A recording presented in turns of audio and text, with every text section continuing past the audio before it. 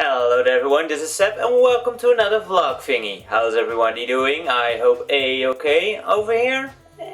So. For the last couple of days, like 5 days or so, I have barely gotten any sleep. I'm not sure why, just can't fall asleep for some odd reason, and it's really been tiresome, literally. Just having very low energy levels and feeling very drained, and basically tired all day long. And it's hard to get myself moving for anything. But yeah, it'll get better. What doesn't help is that Chippy is kind enough to wake me up now and then, like this morning. Where I finally managed to fall asleep, and then he does this doggy thing where he sits next to you, right next to your face, and looks at you intently until you wake up from that stare and like, what is it, what? And he's just like, nothing, just checking, and goes off and plops down and snores within 5 minutes. Thank you very much, Chip. Oh man. It could be worse though, because he also has this tendency to, decide that he doesn't have enough room on the bed. And I have a very big bed, by the way, but nope, sometimes I still wake up half outside of the bed where he just shoved me aside. It's even worse when I take this silly notion into my head that I can just share my bed with some other human, because sharing is not very high in Chip's vocabulary, so it usually ends bad for the girl. And I've noticed that in general, ladies don't find it too amusing when 35 kilograms is jumping up and down on top of them and they are getting shoved aside. And that usually spells bad for me. Granted, my silent snickering of amusement usually doesn't do me any favors either, but it's some of the downsides of allowing the dog on bed. But in winter it's quite handy. But whatever, I'm digressing way too much here. What else has been going on? Well, I got a new color here.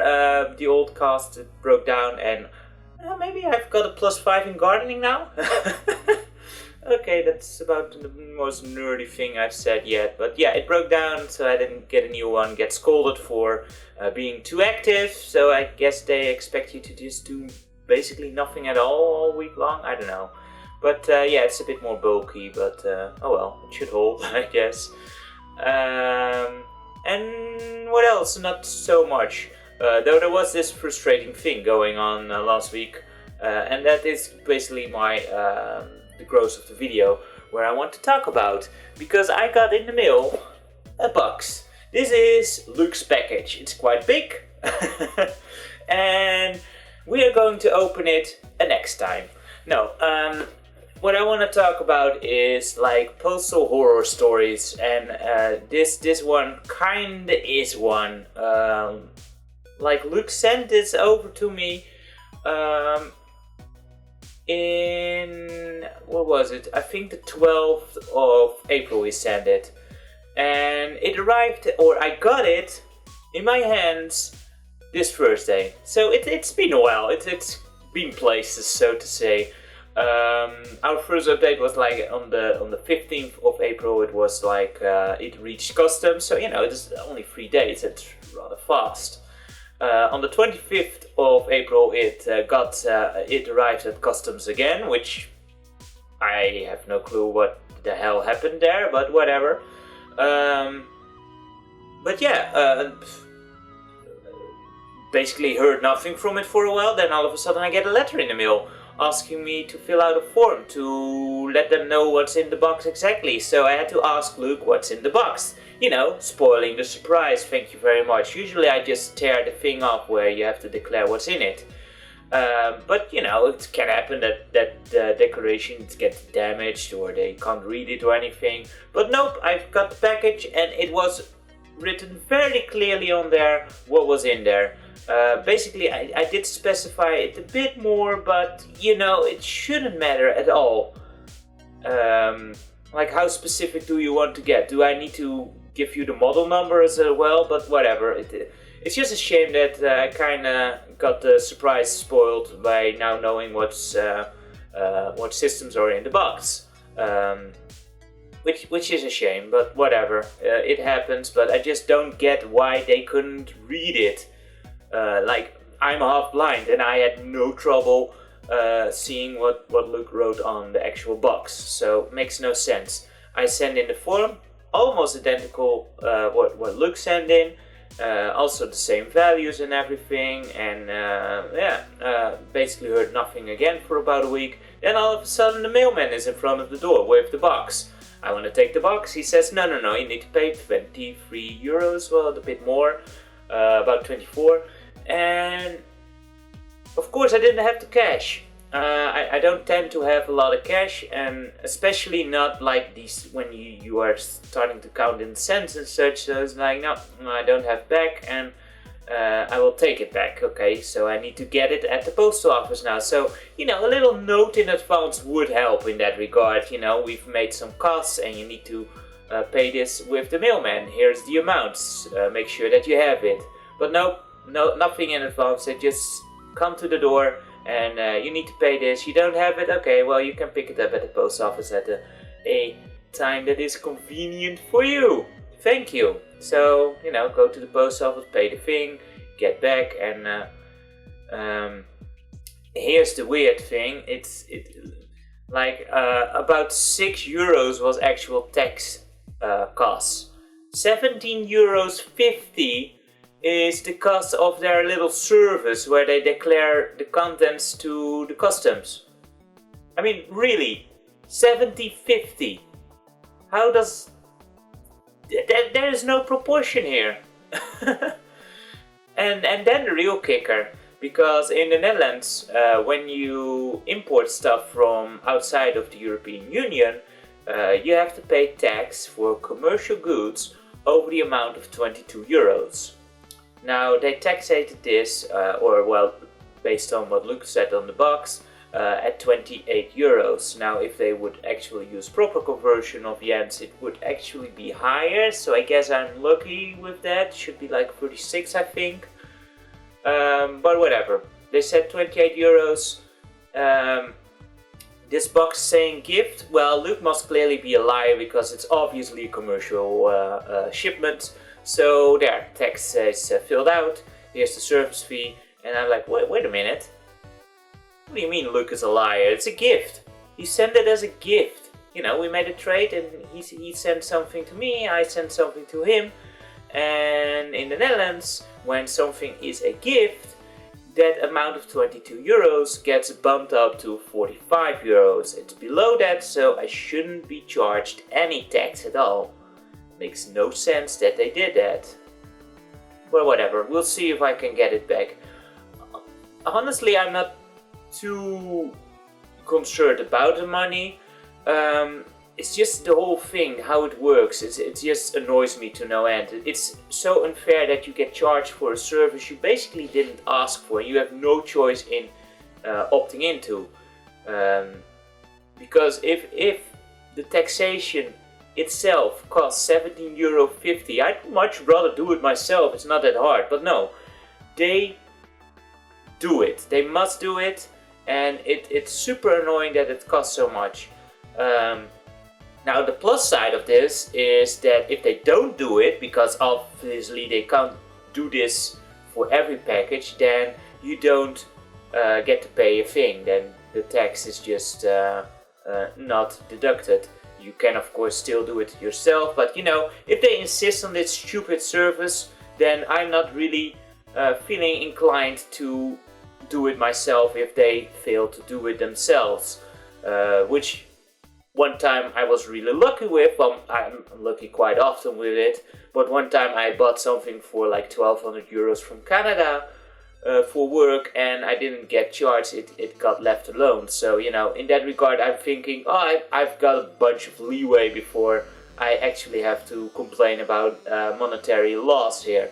But it's just that the way it works, it just frustrates me to no end. It doesn't work. It's just stupid.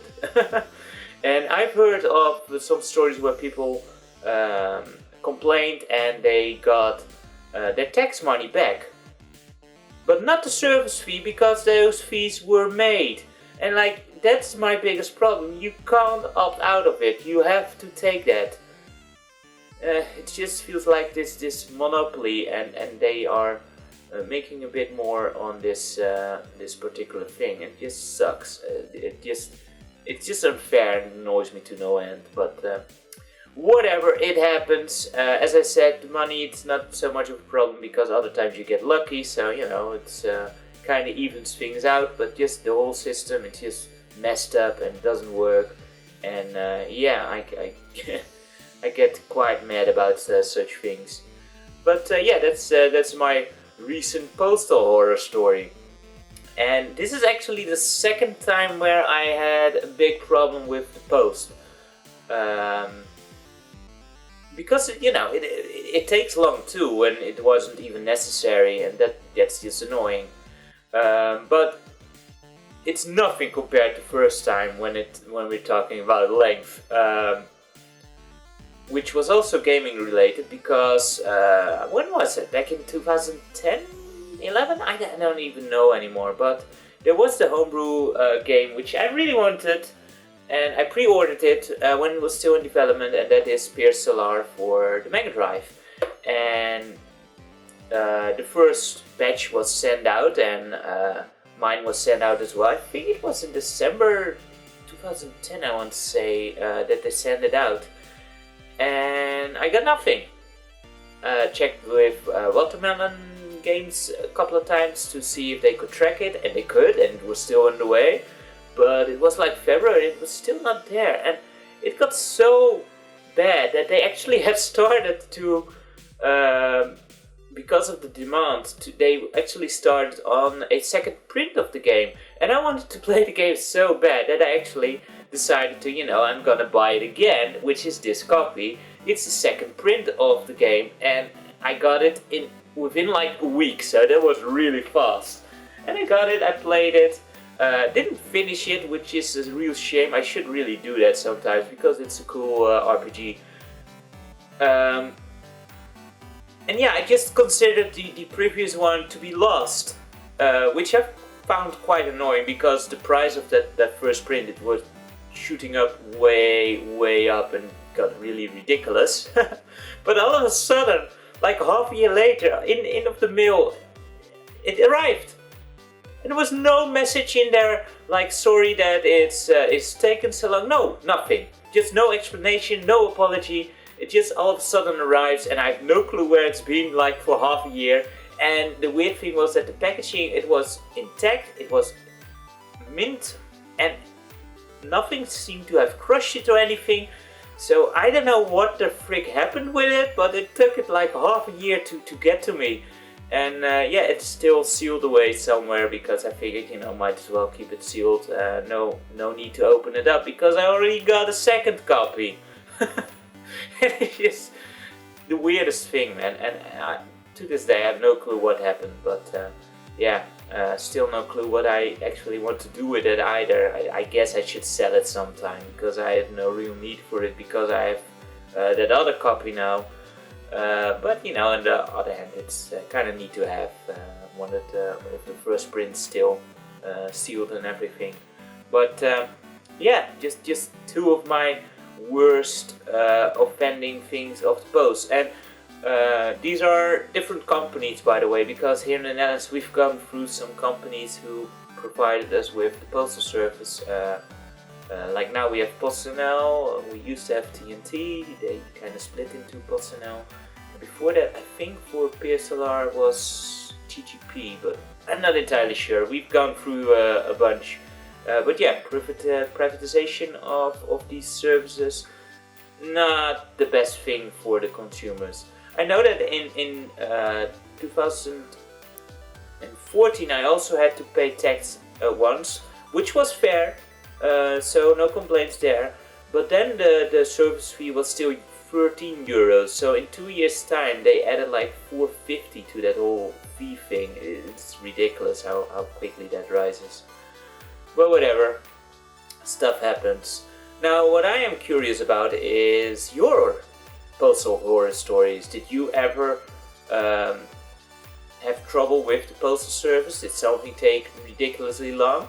Or even worse, did you ever had experienced the problem where you didn't receive something at all? Which didn't ever happen to me.